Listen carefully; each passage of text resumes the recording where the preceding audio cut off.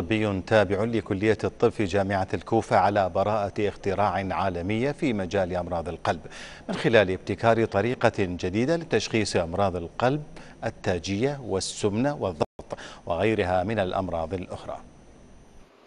تواصل جامعة الكوفة خطواتها العلمية العالمية، وآخرها ما توصل إليه فريق بحثي تدريسي من كلية الطب وحصولهم على براءة اختراع عالمية بابتكارهم طريقة جديدة لتشخيص حالات أمراض القلب التاجية.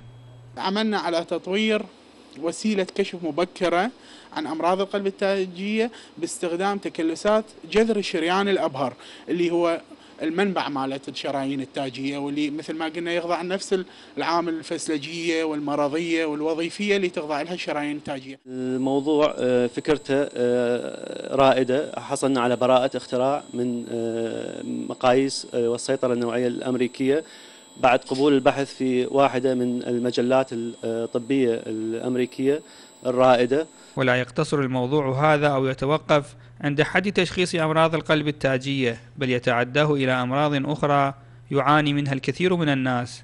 الهدف المستقبلي إنه ندرس هذه التغييرات في أنواع مختلفة من المرضى، من المصابين بالسمنة، من المصابين بارتفاع ضغط الدم، من المصابين بداء السكري، والهدف النهائي إن شاء الله أنه نحاول قدر الإمكان تقليل حجم وحصول المضاعفات في هؤلاء في هذا النوع من الأمراض اللي مع الأسف نشأة كبيرة ومضطردة في نسبة مثل الذبحة والجرح.